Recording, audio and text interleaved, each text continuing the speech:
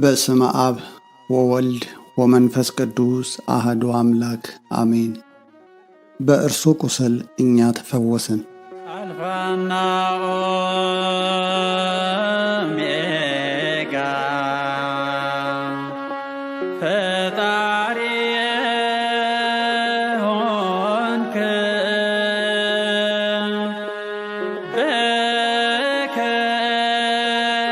በከሃዲዎች እጅ ተይዘህ ቀረብክ። ደዌያችንን ተቀበለ፣ ሕማማችንን ተሸከመ። ኢሳይያስ 53 ቁጥር 4። ልዑለ ቃል ኢሳይያስ በትንቢት መጽሐፉ ደረቅ ሐዲስ እየተባለ በሚጠራው ክፍል ውስጥ እግዚአብሔር የራቀውን አቅርቦ የረቀቀውን አጉልቶ ሚስጥሩን ስለገለጸለት የኢየሱስ ክርስቶስን መከራ መስቀል በትሕትና መንፈስ በመሆን መዝግቦልናል። ሙሴ በምድረ በዳ እባብን እንደሰቀለ እንዲሁ በእርሱ የሚያምን ሁሉ የዘላለም ሕይወት እንዲኖረው እንጂ እንዳይጠፋ የሰው ልጅ ሊሰቀል ይገባዋል። ሐዋርያት ምዕራፍ 3 ቁጥር 14 ተብሎ እንደተጻፈ የተነገረው ትንቢት ይፈጸም ዘንድ በዘመኑ ፍጻሜ የእግዚአብሔር ልጅ ከሰማየ ሰማያት ወርዶ መለኮታዊ ክብሩን ዝቅ አድርጎ ሥጋ በመልበስ ፍጹም ሰው በመሆን በተዋህዶ ከበረ። ከዚህም የተነሳ የማይራበው ተራበ፣ የማይጠማው ተጠማ፣ ኃይለኛው ደከመ፣ የወደቁትን የሚያነሳ እርሱ ወደቀ። እውነተኛ ዳኛ ሆኖ ሳለ በአይሁድ ተከሶ እንደ ወንጀለኛ በፍርድ አደባባይ ቆመ። መከሰሱም በሰውነቱ ክፋት፣ በአንደበቱ ሐሰት፣ ነውር፣ ነቀፋ፣ ኃጢአት ኖሮበት ሳይሆን በሰንበት በሽተኞችን ይፈውሳል። ዮሐንስ 7 ቁጥር 23። ራሱን ከእግዚአብሔር ጋር ያስተካክላል። ዮሐንስ 6 ቁጥር 14። ለቄሳር ግብር እንዳይሰጥ ይከለክላል። ዮሐንስ 13 ቁጥር 7። ራሱን የእግዚአብሔር ልጅ ያደርጋል። ሉቃስ 22 ቁጥር 69። ቤተ መቅደስን አፍርሼ በ3 ቀን እሰራለሁ ይላል። ዮሐንስ 12 ቁጥር 3። ሕዝቡ ሁሉ ይከተሉታል። ዮሐንስ 12 19 በሚል የሐሰት ውንጀላ ፍርድ ተጣሞበት ነው እንጂ አይሁድ እነዚህንና ሌሎችን የመክሰሻ ምክንያቶች ይዘው የሐሰት ምስክር ቆጥረው ምቹ ጊዜ ጠብቀው ይፈርዱበት ዘንድ ይሁዳን በ30 ብር ሸንግለው ንጹሕ ደምን አሳልፈው እንዲሰጣቸው ዶለቱ። ክፉ ምክርንም ተማከሩ። በእርግጥ የስደት የመከራና የሞት ወጥመድ የተጀመረው በቤተልሔም ከተማ በእንስሳት በረት ከተወለደበት ጊዜ ገና ሕፃን በነበረበት ጊዜ ነበር። ሰብአ ሰገል የተወለደው የአይሁድ ንጉሥ የታለ ብለው በሞት መንደር የባለ መድኃኒቱን ዜና ሲያወሩ ሄሮድስ በቅናት ተነሳ፣ ልቡ በክፋት ተሞልቶ አሳደደው።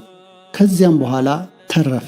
ሄሮድስም አይሁድ የዲያብሎስን ግብር ልጆች ምስጢራዊ ሥልጣናቸውን የሚሻማቸው የሚሰበስቡትንም ግብር ቀረጡን የሚካፈላቸው እየመሰላቸው እነሱ ተሸብረው ሽብር እነዙ። ትምህርትንና ተአምራቱን ያለ አቅጣጫው እየተረጎሙ ምክንያትና መክሰሻ እየፈለጉ ሲያሳድዱትና ሲያጠምዱት ቆይተዋል። ኢየሱስ ክርስቶስ ጊዜው ሳይደርስ ራሱን ሊገልጥ ባለመፈለጉ በተንኮል ሊያጠምዱት ባሴሩበት ሰዎች መካከል በተአምራት አልፎ እየሄደ አይሁድ ያሰቡትን ሳያሳኩ ቆይተዋል። ነገር ግን የመጨረሻ ምክረሞቱ እየተጠናከረ የመጣው የ38 ዓመቱን በሽተኛ ካዳነበት ዕለተ ሰንበትና አልዓዛርን ከሞት ካስነሳበት ድንቅ ተአምራት በኋላ ነበር።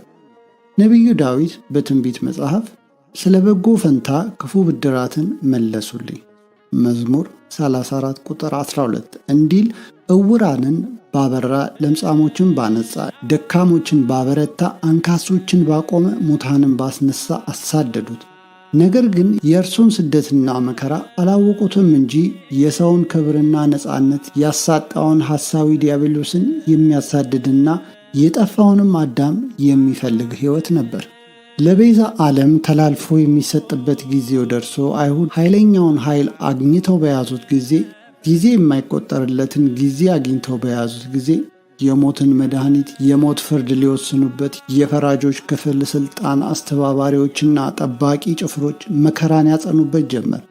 ጸጋን የሚያለብሰውን የጸጋውን ባለቤት እርሱን ልብሱን ገፈው ቀይ ከለሜዳ አልብሰው በራሱ ላይ የእሾህ ጉንጉን በመጫን የሸንበቆ ምርኩዝ በማስጨበጥ አነገስንህ እያሉ ከፊቱ እየሰገዱ በፌዝ ተሳለቁ። ንጉሡን ዘበቱበት። በብሉይ ኪዳን ሕግና በአይሁድ ማኅበረሰብ ባህል እጅግ የተጠላና የተወገዘውን ርኩስ ምራቅ በንቀት በፊቱ ላይ ተፉበት። ኪሩቤል ከግርማው የተነሳ መንበሩን ተሸክመው ከፊቱ በቆሙ ጊዜ በፊትህ ጸንተን መቆም አንችልም፣ ከአንተ የሚሰወር ምንም ነገር የለም፣ ካለመኖር ወደ መኖር ያመጣህን፣ ካለመታየት ወደ መታየት ያመጣህን አንተ ነህ ሲሉ በሁለት ክንፋቸው እግራቸውን በሁለት ክንፋቸው ዓይናቸውን ሸፍነው ቅዱስ ቅዱስ ቅዱስ እያሉ የሚያመሰግኑትን ፊቱን በጨርቅ ሸፍነው በጥፊ እየመቱ ነቢይ ኢየሱስ ሆይ የመታህ ማን ነው? እስኪ ንገረን እያሉ ተሳለቁበት። ኢሳይያስ ምዕራፍ 6 ቁጥር 3 ተገፋ ተደፋ በጥፊ ተመታ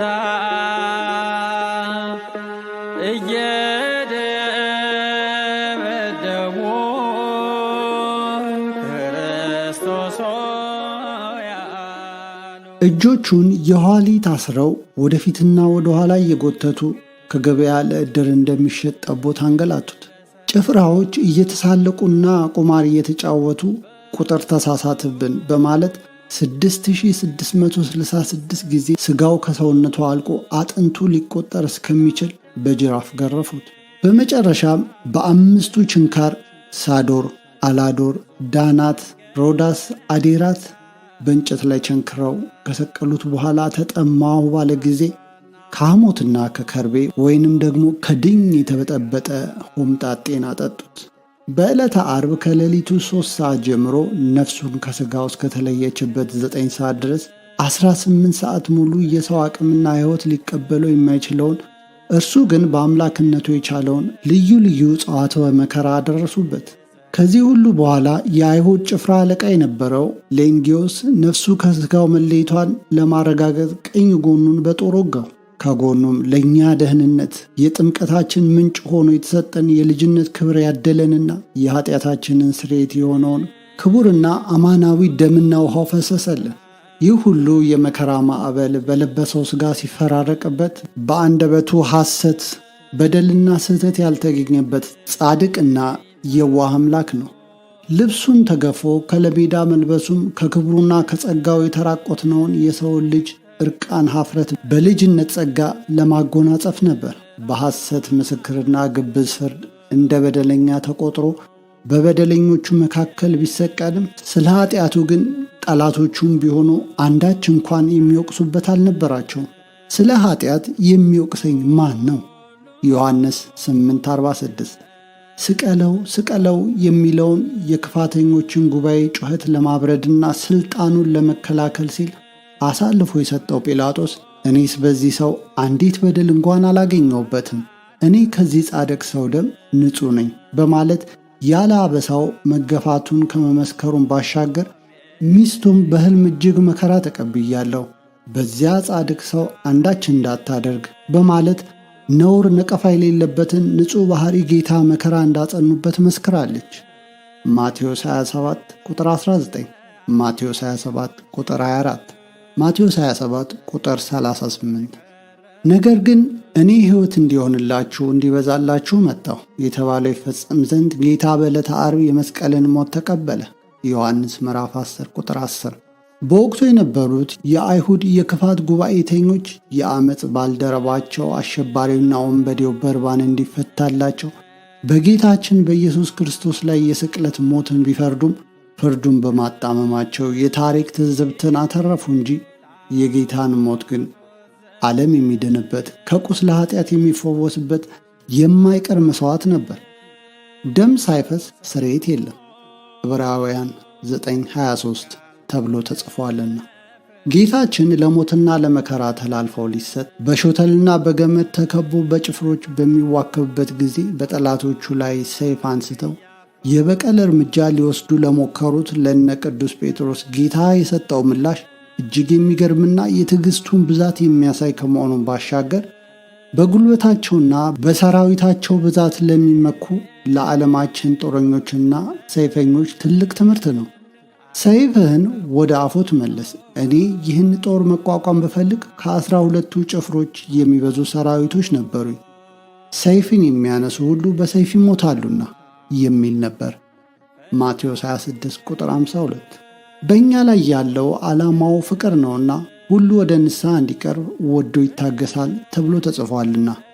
መኃልየ 2 ቁጥር 1፣ ሁለተኛ ጴጥሮስ ምዕራፍ 3 ቁጥር 10።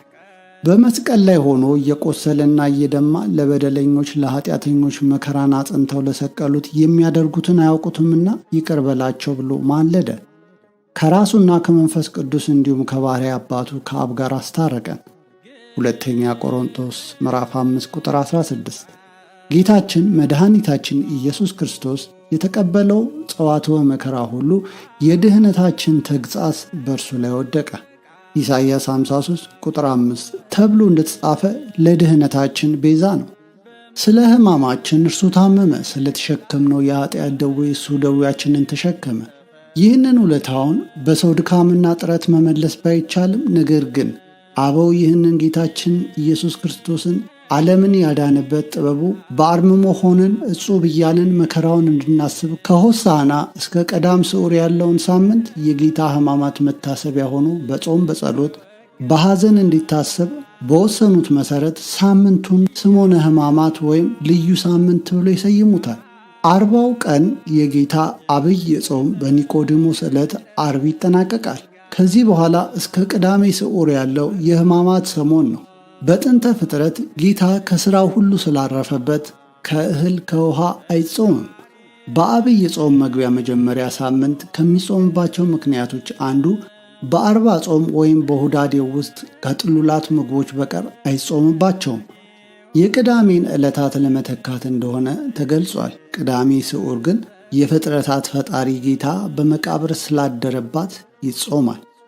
የአጽዋማትን ሰዓት ልክና መጠን በተመለከተ ከሊቃውንተ ቤተ ክርስቲያን ባስልዮስና ሌሎች ሊቃውንት በአብይ ጾም የመጀመሪያው ሱባኤ ሳምንት እስከ ፍጻሜ መዓልት ወይም 12 ሰዓት ስድስቱ ሱባኤ፣ 40ው ቀን ምሽቱ 1 ሰዓት ከሰሞነ ሕማማት የምሽት ኮከብ ደምቆ እስከሚታይ ድረስ እንዲጾም ሲወስኑ፣ የኋላ ሊቃውንት ጌታ ነፍሱን ከሥጋው የለየው በ9 ሰዓት ነው።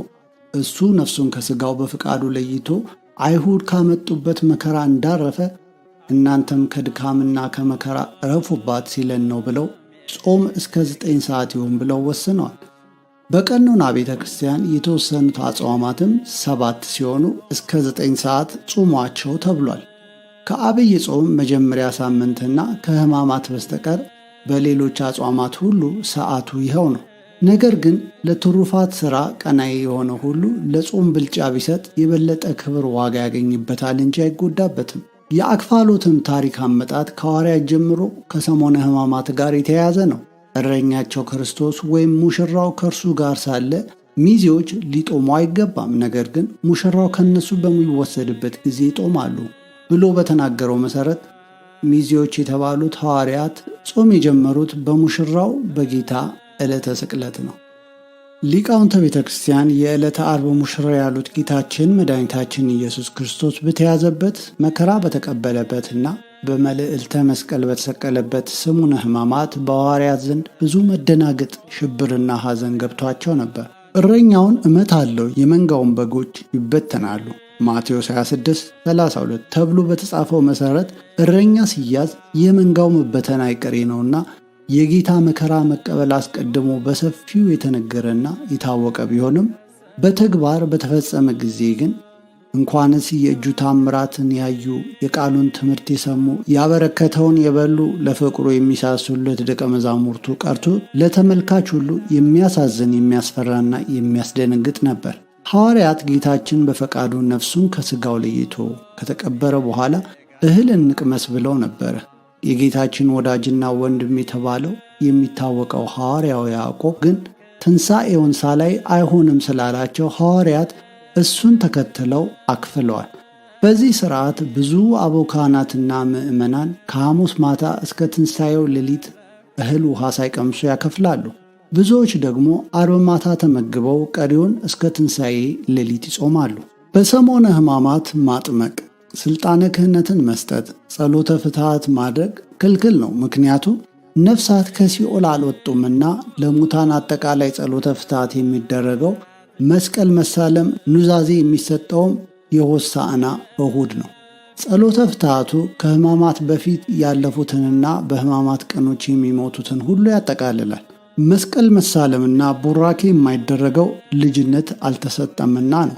በተቀደሰ አሳሳም የሰላምታ ልውውጥ የማይደረገው ደግሞ የሰላምታ ጸሎት የማይጸለየውም ነፍስና ሥጋ ተዋህደው ስላልተነሱ ሰላምታውም የይሁዳ መሳሳም እንዳይሆን ነው።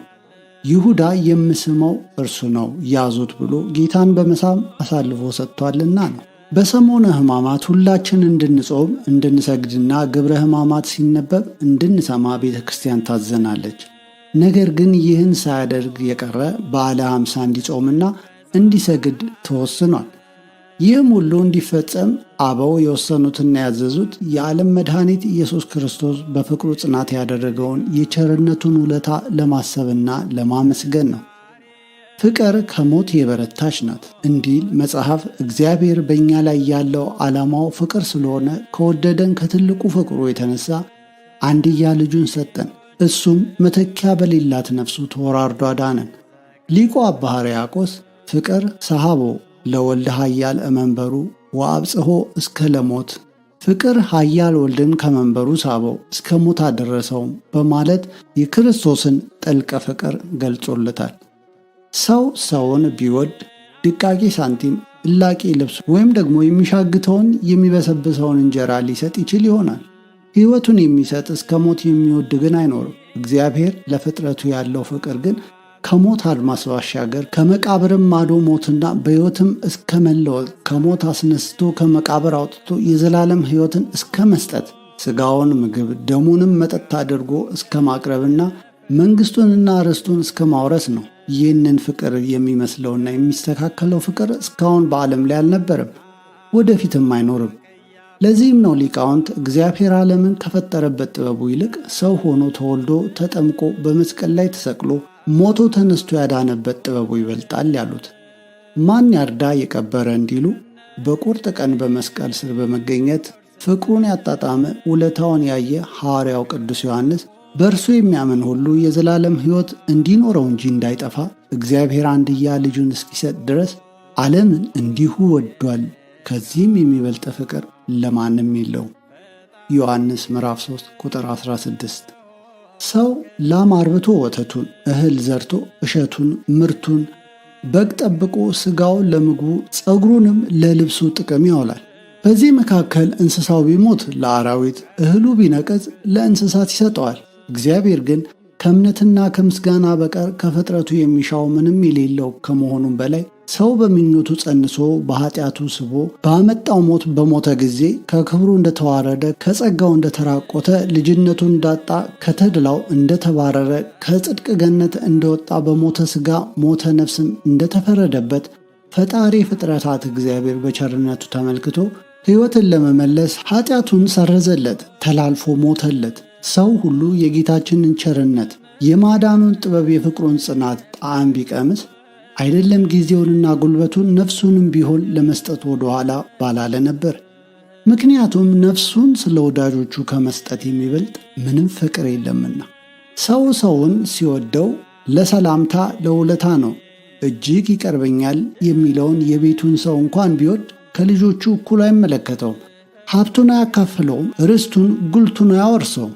ጌታ ግን ልጅነትን፣ ሰማያዊ ሀብትንና ዘለዓለማዊ ሕይወትን የሰጠ ለሁሉም ነው። ላመንበት ከቤተሰቡ ምድራዊ ሀብቱ ይልቅ የጌታን ፍቅር በማስበለጥ መስቀሉን ተሸክሞ የሚከተለውን ሁሉ የጸጋውና ክብሩ ወራሽ ይሆናል። ወንጌላዊው ለተቀበሉትና በስሙ ለሚያምኑት ለነሱ የእግዚአብሔር ልጆች ይሆኑ ዘንድ ሥልጣንን ሰጣቸው ዮሐንስ ምዕራፍ 1 ቁጥር 12 በማለት አስረግጦ አስተምሮናል። ከጌታችን ከመድኃኒታችን ከኢየሱስ ክርስቶስ ሕማምና መከራ ሞትና ትንሣኤ በፊት በተኖረው ሕይወት ሁላችን በኃጢአት በር ወደ ዓለም የገባው የሞት ባሮችና ተገዢዎች ነበርን። አሁን ግን ነፃ ነን። ክርስቶስ ነፃ አወጣን። ስለ እኛ ታስሮ ኃይለኛውን ዲያብሎስን አሰረው፣ እኛንም ከስራታችን ፈታን። ስለ እኛ ተገርፎ ቆስሎ ከቁስላችን ፈወሰን። በመስቀል ላይ ተቸንክሮ ከችንካር አላቀቀን። በሚጮኹትና በሚያስደነግጡት መካከል አንበሳ ሆኖ ያለ ነውርና ነቀፋ በመሄድ ፍርሃትንና ድንጋጤያችንን አስወገደልን። እርቃኑን ውሎ አበሳችንን ከደነልን። የተራቆተውን ስብዕናችንን በጸጋው አለበሰ። ከእንግዲህ ወዲህ የእግዚአብሔር ልጆችና ወዳጆች እንጂ ባሮችና አገልጋዮች ተብለን አንጠራም። ዮሐንስ ምዕራፍ 15 ቁጥር 15። ከእግዚአብሔር ለመወለድና የክብሩ ወራሽ ለመሆን ግን በግብር እርሱን መከተል፣ እርሱን የሚያስመስል መልካም ሥራን መስራት ይሻል። አንደኛ ቆሮንቶስ ምዕራፍ 4 ቁጥር 15። ወስብሐት ለእግዚአብሔር ወለወላዲቱ ድንግል ወለመስቀሉ ክቡር አሜን።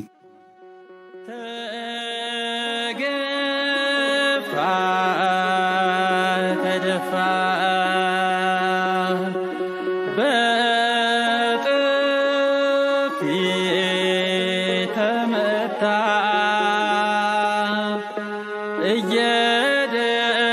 እየደበደቡ ክርስቶስ ሆይ አሉ። ጽድቅን ስለሠራ